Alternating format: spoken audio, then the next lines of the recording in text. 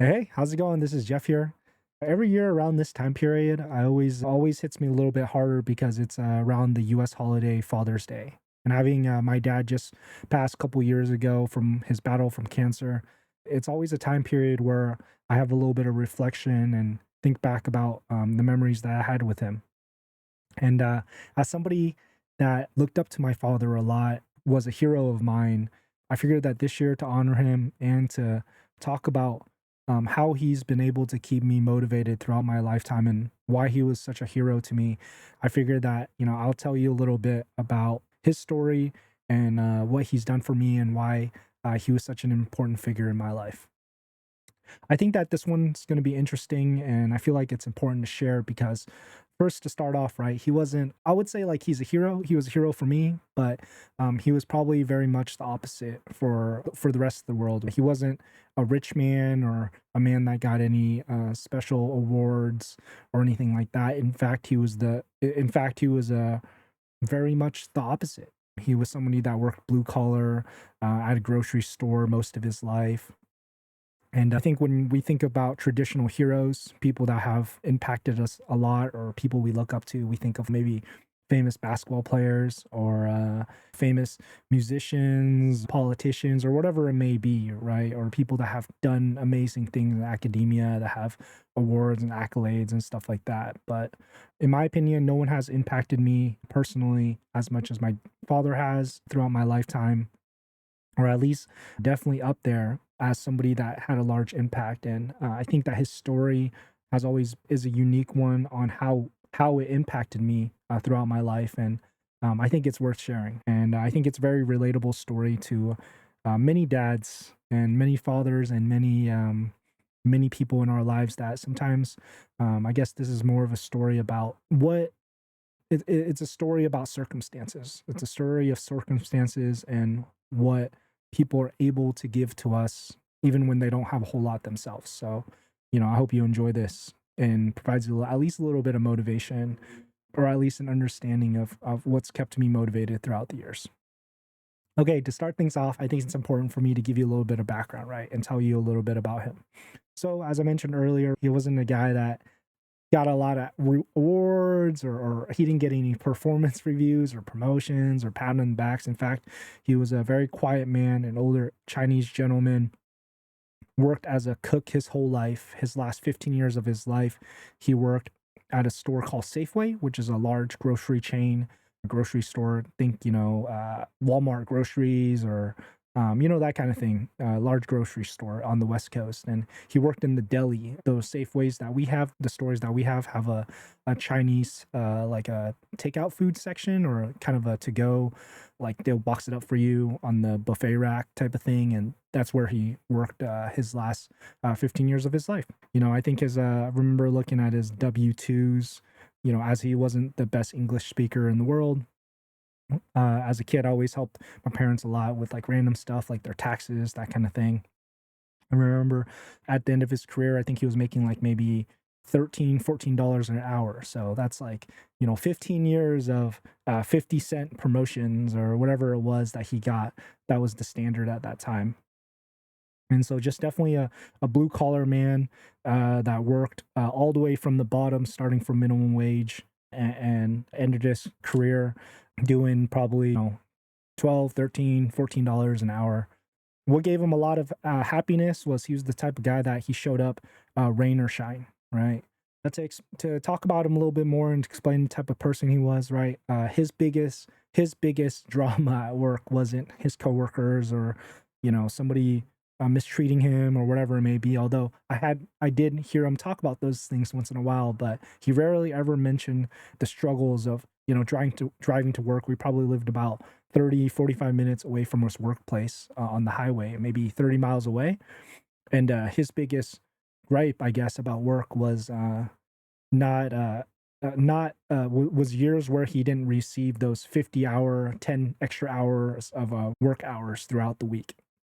He'd have a different management every couple of years, step into the role, and every time a new store manager came in, he had ones that had a strict 40-hour policy. Then he would have ones that was okay with giving him the overtime, or different hiring. They would hire different folks in, and he just like weeks and months where he got those 50 hours. He was extremely happy to be able to get those extra hours, especially I think they're they were an hour, they were a time and a half extra. So like the pay was like, I think it was a little 50% more for overtime.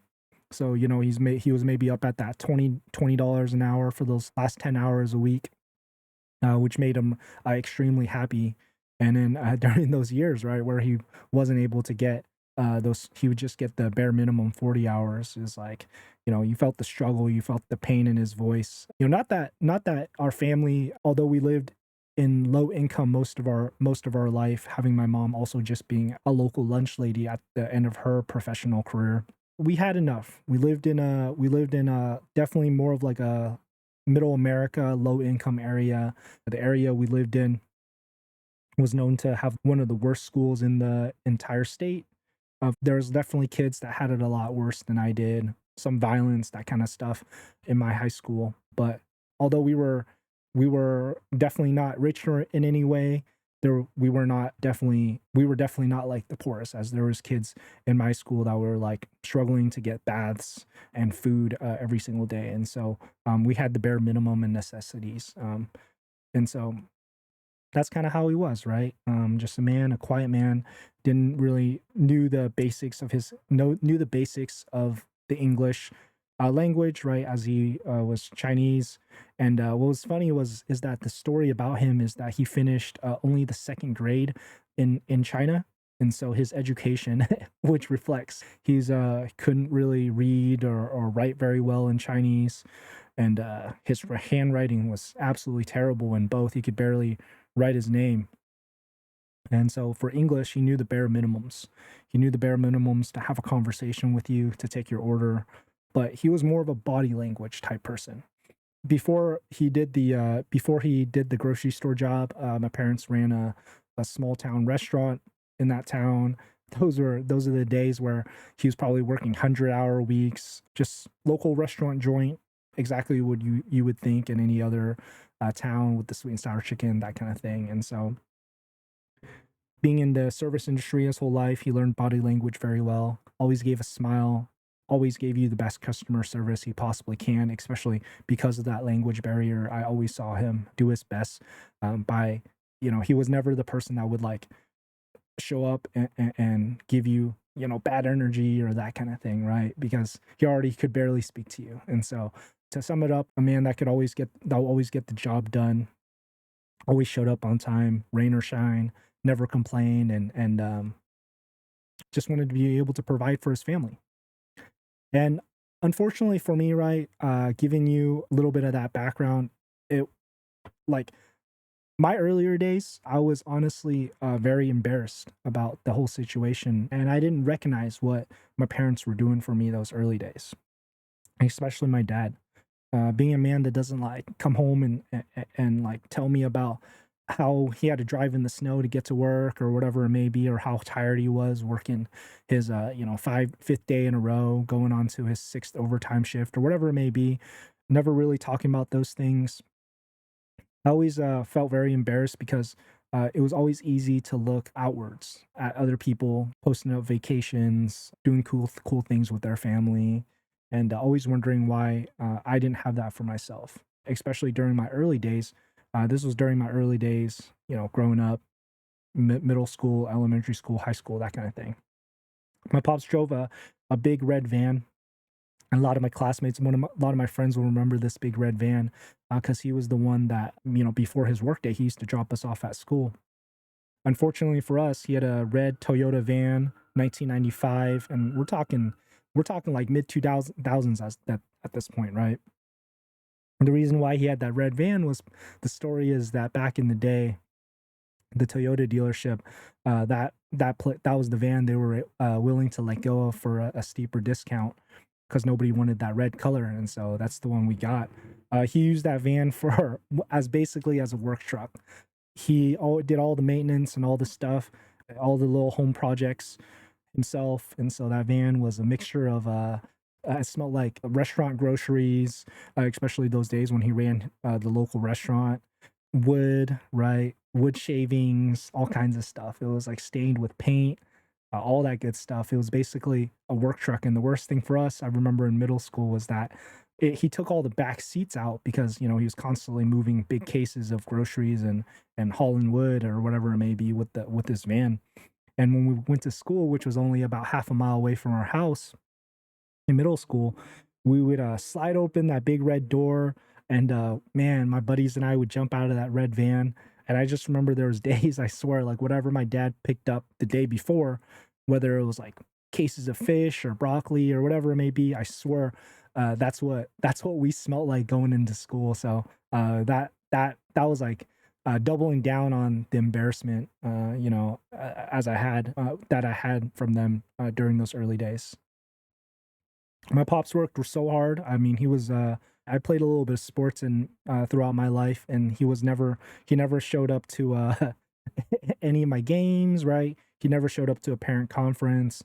There was no point of him showing up. Even if he showed up, he wouldn't even know what to do. So he was just a workhorse. My family on his side, they call him the bull of the family. Like, not in a compliment way, but like a physical working bull on the fields, out on the farms that used to carry those big plows. That was his way of that's kind of a good representation of who he was and his duty in life.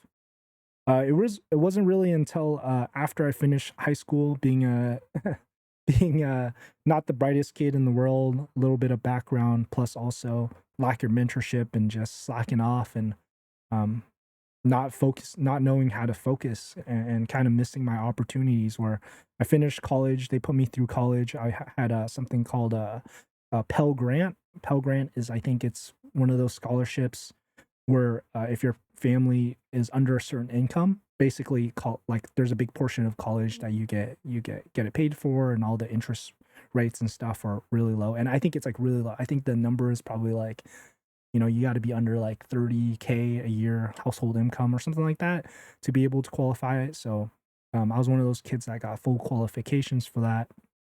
And unfortunately for me, though, finished with a 1.7 GPA. I didn't do any internships. I was just barely floating by every year throughout college to get by, to finish off. Luckily for me, though, I did major in something really difficult. I got a STEM degree and did a lot of math and stuff. So in no ways was I dumb, but I mean, just from going from the worst high school where probably only 30 or 40 kids in my graduating class of 4 or 500 went to a 4 year university. It's like the fact that I was even there. I remember our school model was just to try to finish high school. A lot of kids did not, and that alone for me at that time was honestly just an accomplishment just to be able to finish. I mean, we're talking academic probation, that kind of thing, year in and year out. And so, once I finished, applied to a bunch of jobs, wasn't able to get through at that time, wasn't able to land any job, and ended up working in the construction field afterwards. Took on a roofing job, a roofing contractor job for a large commercial roofing company. And those were the days where I started reflecting and thinking back on, how much my pops and my dad has really done for me throughout his life. Because in many ways, I feel like during that period of time, I was more or less doing the same type of work in many ways, or living the same sort of lifestyle that he was living. I was also putting in those long hours, not that I wanted to, but because that was just what the job called for. I feel like I underachieved pretty heavily at that point. And I started, the moment I started working those long days, if for anybody else that's been in the trades, they know that it's not just doing an 8 hour day. 8 hour day is you doing the physical job, but it's getting there back from the job site, unloading, loading your truck with materials and whatever you need for that day, and getting yourself situated, right? Driving back from far long job sites. I mean, each day was probably 8 hours of work, but started at 6, 7 a.m.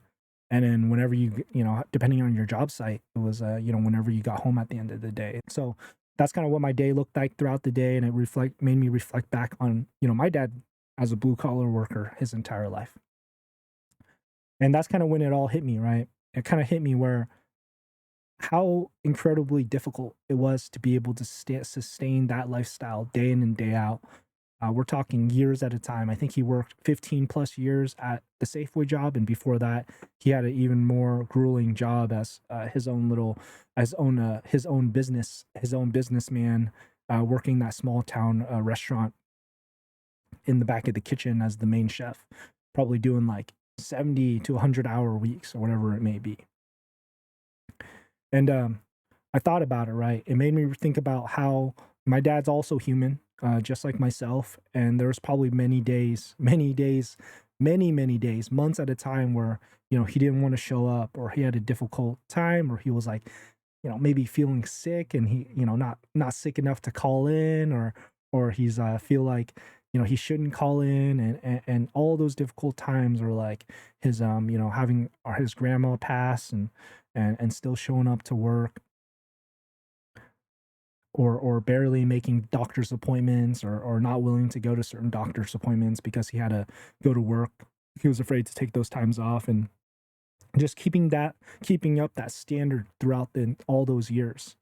And it made me realize it's not that my dad, the way he spoke to me and my sister and my family, was that, he loved to have those, he really enjoyed having those 50-hour work weeks, but that's not the reason why. It's not that he wanted to have those 50-hour work weeks because he wanted to show up to the grocery store and cook for an extra 10 hours a week.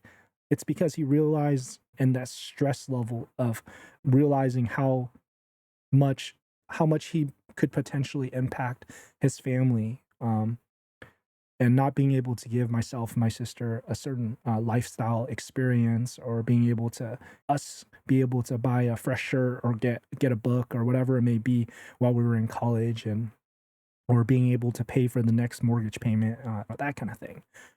That's the reality, and what I realized, what kept him going and enjoying those 50 hours. But, being a young kid in middle school, high school, right? Um, I didn't think about I didn't think about things like that. I just thought about, maybe he genuinely enjoyed working, and maybe at some levels he did.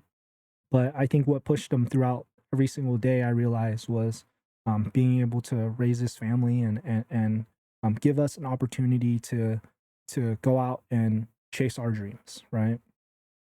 And so I had this odd period of time in my life where most kids, you finish college, or most people, you're supposed to do all these certain things, but I feel like I more or less ended up in the same place as my father for some period of time. And so those days I had a lot of reflection on those long drives to those job sites, and just like, there was even days where I thought about, while I was driving a couple hours to the next job site, I thought about, maybe my dad at that same time was driving also to the grocery store on the highway, and we were just more or less mirroring each other on the same lifestyle, which is a disappointment for me, because knowing how much more of a privilege I had at that time, right?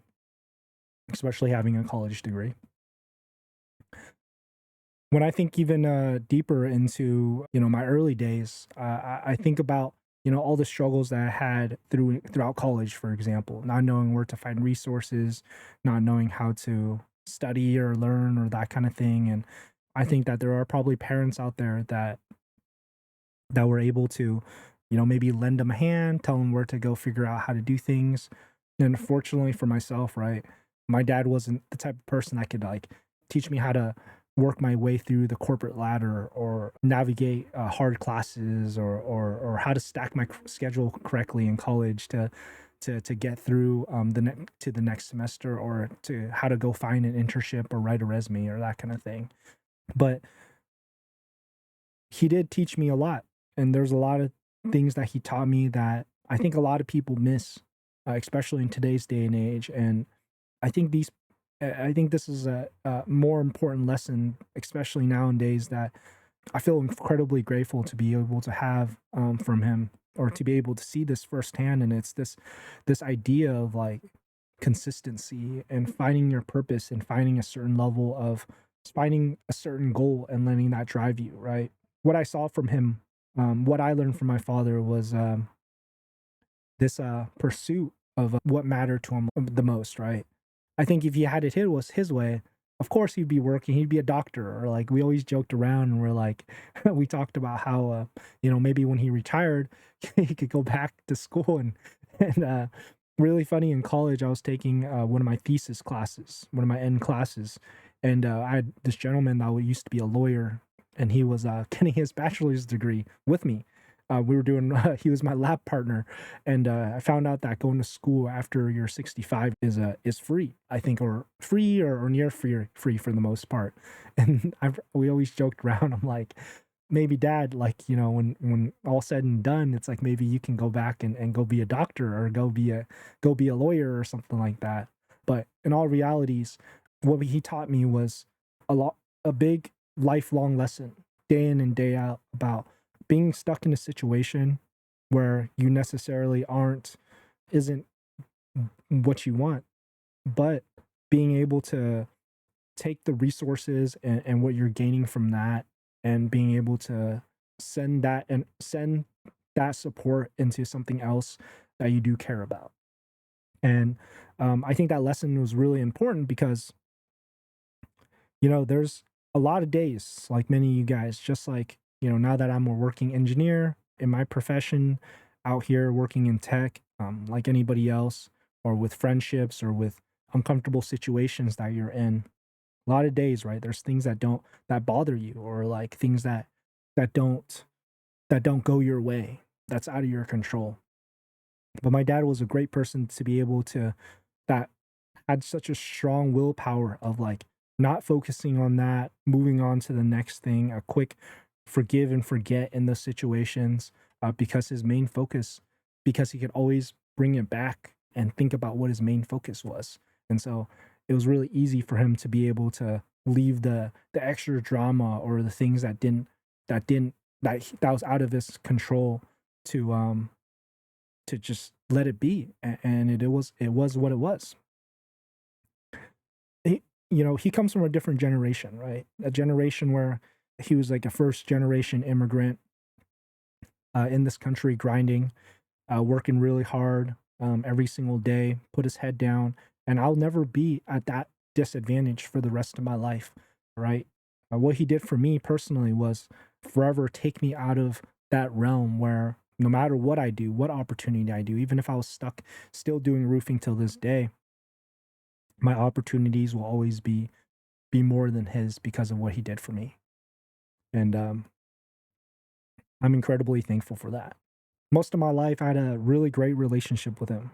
Not a not your typical, not really like your typical father son relationship where we're like going out playing catch, or he's teaching me how to throw a baseball or something like that. But our relationship was always good because his favorite thing in the whole entire world, was just to sit down and have a conversation and hear about what I was doing in my life, how things were going with me, and to talk about myself. And as I got older in my 20s, especially as I was able to grind through and figure things out, become a software engineer, learned how to code on my own, that kind of thing, grinded through my profession, my personal life. I started telling him more and more about my life day in and day out. And as I told him, I realized there was a lot of great wisdom that he would tell me back. One really good thing that I learned from him was that when I was out in public with friends and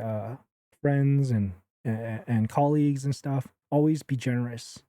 Like always be as generous as you possibly can to others, while you save a little bit more for yourself, and be a little bit more conservative with your own, and always put the people first. And I think that always gets you ahead. And I think that's something that I've always taken away from my father, and I appreciate him so much for those lessons.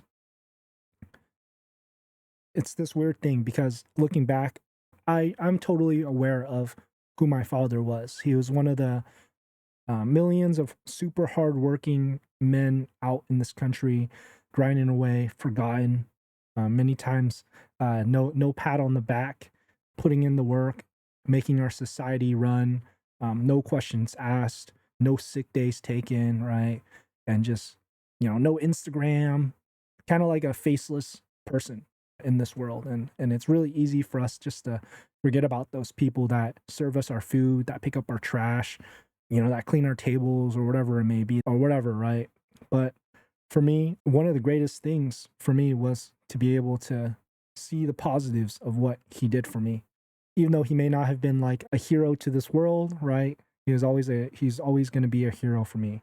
And I was lucky enough to be able to have one of those figures for myself growing up. And it was pretty much the maximum that he can do in many ways. Like, one day in his life, I'm sure, just like you and me, he was also 20 years old and 30 years old and a new dad or whatever it may be, or new at his job. And he made a really active decision on what he wanted to do with his life. And I was lucky enough to be the beneficiary of someone that made an active decision in his life to be able to give everything that he possibly could, no matter the circumstance, for his family to be able to have a chance to do something a little bit better. And so I feel like looking back, it's like there's many moments in my life where if I need strong motivation, I just think about those days and I think about what the sacrifices they made for me. And I think about the least I can do is to be able to give it my all and to continue pushing, as I know that there's somebody out there that did the same, that gave it their all for me. And so, yeah, it was, that kind of sums this all up. To kind of finish this up, right, I want to tell you a story, a very memorable story, young as a kid, that I remember, that sticks out to me, I guess. When I was young, in my young days, when we owned the Chinese restaurant, he always, I used to work at that Chinese restaurant. I'd work the morning shift. If you ever went in there for lunch, you would see that I was the kid that would take you to your table, wait the tables, give you your menus, take your order or whatever it may be, right? Get you your drinks. But at 3 p.m. during the downtime, he would take me back home to go back home, as they didn't need me for dinner time. And before that, he would always stop at a grocery store to pick up, to restock, right, for the restaurant. And before he went there, he would always load up, make boxes of to-go food from the restaurant. I mean, I'm talking like we're going to a grocery store, right? So there's probably 10 heads working, if not more. So he'd load up 10 boxes of food, if not more, to bring to the store. And every time we got there, he would try to trade and use that as kind of bargaining power to get cheaper groceries. And man, it was a sight to be seen. He spoke English, and my dad barely spoke any English. His English was better than my dad's, but it was like two men negotiating the prices for cases of broccoli. And every day he'd come in there with the same exact thing. The guy would tell him $20 or whatever it was, $30 for the box of broccoli, and he'd tell him some ridiculous number like $10 or like $12 or something like that. But there was one really memorable day that I had sitting in that big red van in the front seat, where the guy put his arm around my dad and he walked him over to the parking lot, which so happened to be where our kind of where our van was nearby. My dad would always just pull straight up to the front because we were always buying so much groceries. And he took him in front and showed him the new car that he bought. And this gentleman bought a Ford Mustang. I'll never forget the Ford Mustang. And he was showing my dad. And on the license plate, the guy made a customs license plate, and it said "for son," like the letter 4 and then the word son, right? And I'm not exactly sure what they spoke about, but just through their body language and their emotions, I knew exactly what the topic was, right. And there was a moment where they both looked back, and my dad is pointing at me, and they were just having a laugh. And I guess why that moment was so memorable was because I just saw two. It was a moment where I saw two men grinding it out day in and day out. Two completely different worlds colliding with the same purpose, and that purpose was for their family, for their kids, right? So that was always a memorable moment for myself. All right, that's all I got. I hope you guys enjoy that story. If you guys have anything for me, I love to continue to share. If not, I'll talk to you on the next one. Latest.